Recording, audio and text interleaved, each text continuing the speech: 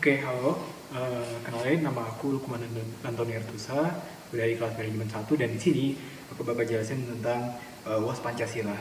Oke, jadi sebelumnya aku pengen ngasih tahu tentang dua artikel yang aku baca, yaitu pertama tentang Women Forest Ranger yang ada di Aceh, dan kedua yaitu tentang Salsabila Khairunisa, seorang remaja yang sekarang berkuliah dan dia merupakan aktivis untuk hutan atau untuk alam juga. Oke, pertama tentang ranger perempuan. Ada seorang wanita, salah satu ranger yaitu bernama Mas Dalina, kita sebut saja Ibu Mas Dalina. Ibu berumur 43 tahun yang mempunyai banyak profesi seperti pekerjaan kebun, kadar posyandu dan lain-lain, dan termasuk salah satunya adalah sebagai ranger. Ibu ini menjadi tulang punggung keluarga karena suaminya lumpuh dan yakin bahwa air menjadi kebutuhan utama warga, khususnya untuk bagi perempuan. Itulah diyakini oleh Ibu Mas Dalina. Dan kemudian dari yang saya baca, yaitu tugas dari ranger ini sendiri adalah untuk menjelajah lokasi dari hutan lindung yang ada di Aceh itu, yang hingga mencapai ketinggian 2.500 meter di atas permukaan laut.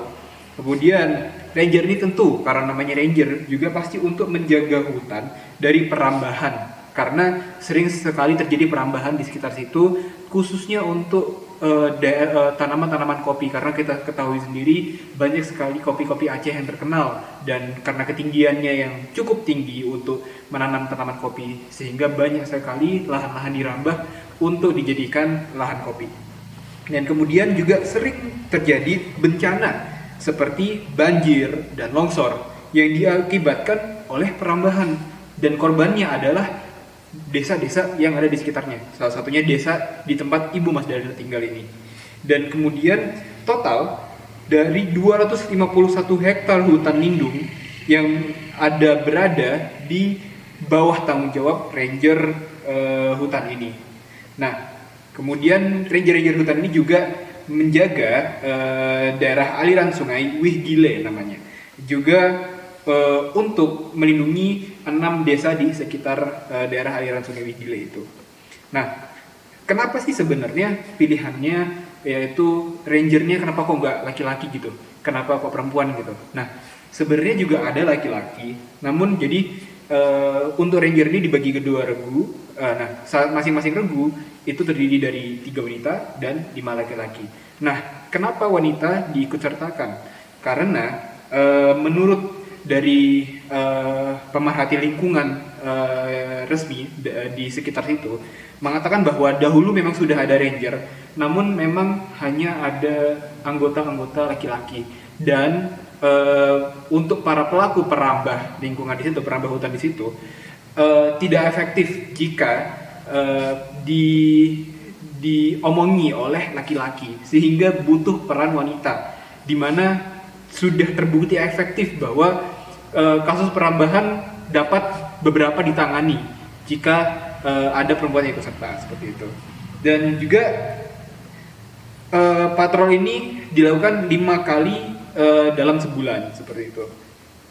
Nah, juga ada mereka walaupun menjelajah seluas itu, mereka hanya menggunakan alat apa adanya, dan imbalan yang diberikan hanyalah 100.000.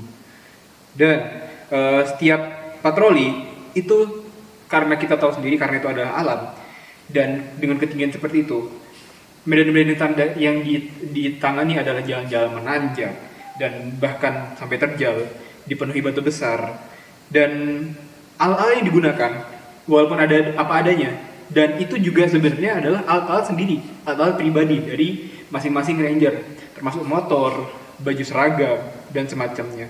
Dan jika kehujanan, ranger-ranger tersebut hanya menggunakan kubuk yang dibuat dari pelepah pisang, maksud saya daun pisang. Nah, oke. Kemudian untuk artikel yang kedua, yaitu dari Salsabila Khairunisa. Ya, seperti kita tahu tadi, Salsabila Khairunisa pada saat itu merupakan siswi SMA Negeri 34 Jakarta, yang dimana pada saat kelas 3 tanggal bulan Januari kemarin, Salsabila Khairunisa atau biasanya dipanggil Abil. Abil ini keluar dari sekolahnya karena sudah membolos 2 hari. Namun membolosnya untuk melakukan protes dan pergerakan untuk menegakkan keadilan untuk hutan. Nah, karena pada 2 hari itu Abil melakukan demo 2 kali di depan gedung Kementerian Lingkungan Hidup dan Kehutanan atau KLHK. Nah, kemudian pertama kali berdemo juga Abil langsung dikerumuni dengan satpam dan polisi dari Polres Tanah Abang. Nah, kardus juga disita, apa semua disita. Bahkan di hari kedua pun Abil juga langsung dikerumuni oleh security dan polisi. Nah, sebenarnya apa sih yang menggerakkan Abil? Nah, Abil ini tergerak karena pertama mendengarkan Save Ciharus saat dia pulang kampung ke kampungnya yaitu di Bandung. Save Ciharus. Nah, Ciharus yaitu salah satu cagar alam yang ada di Bandung yang dilindungi, yang pada saat itu ingin dijadikan tempat wisata alam.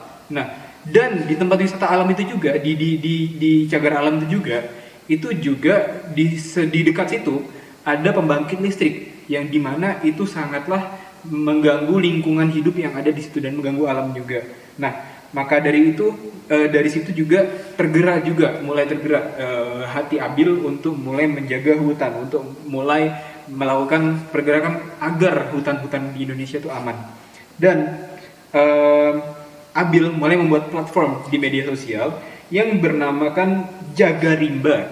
Nah, agar lebih mudah dimengerti juga dengan bahasa yang mudah dipahami juga seperti itu. Nah, juga Abil juga memulai kampanye beberapa concern alam yang terjadi di Ciharus seperti yang pertama dia temui, dan kemudian ada di Laman Kinipan yang ada di Kalimantan Tengah. Kemudian ada kampanye tentang di pelindungan hutan Akira di Maluku Utara. Hutan Akejira. Nah, kampanye lain juga ada kerusakan hutan di Sumatera Utara, tentang permasalahan food estate dan deforestasi Papua. Nah, juga salah satu audiensi karena sebelumnya karena demo disuruh untuk selalu membuat audiensi, dan di salah satu audiensi ini Jaga Rimba menghasilkan satu hasil yang sangat manis, yaitu dapat bertemu dan berdiskusi langsung dengan Wakil Menteri Lingkungan dan Kehutanan, Nah, Alu Dohong. Nah, dan di saat itu belasan anak-anak sekolah yang tergabung dengan Jaga Rimba menyampaikan konflik hutan adat Laman Kinipan di Kalimantan Tengah dan persoalan hutan lindung Ciharus di Jawa Barat, seperti itu. Nah, sebenarnya gimana sih kita ini butuh untuk menyikapi ini, karena permasalahan yang ada juga sebenarnya banyak tentang permasalahan alam dan hutan. Dan seperti kasus-kasus kebakaran yang ada di tahun 2019, di mana ada total 800.507 756 hektar total yang terbakar pada sampai September 2019. Dan itu meningkat 160% dari bulan sebelumnya, yaitu Agustus, yang berjumlah 328.724 hektar. Dan memang dari kementerian sendiri menyebabkan alasannya karena ada El Nino atau angin panas yang datang dari Australia ke Indonesia. Namun ada penyebab lain yang itu sangat meresahkan, yaitu warga yang mencoba membuka lahan dengan membakar. Nah, sebenarnya apa sih hubungannya dengan Pancasila? Jadi, seperti yang kita tahu, ada keadilan sosial, ada permasalahan keadilan sosial di sini. Yang seperti tadi Ibu Mas Dalina, kita tahu di situ Ibu Mas Dalina merupakan salah satu korban dari bencana alam ini. Nah, banyak juga masyarakat yang juga kesusahan akibat kebakaran hutan, baik secara kesehatan maupun secara ekonomi. Nah, dan juga seperti yang sudah dijelaskan di video di channel YouTube MKU Macung tentang sila kelima, ada namanya blue economy yang menurut saya dapat menjadi solusi, karena Blue economy ini sendiri selalu membawa alam untuk berevolusi dalam pencarian inovasi bisnis dan serta membawa mutualisme, simbiosis mutualisme antara manusia dan alam, sehingga tidak perlu untuk membakar hutan sedemikian rupa.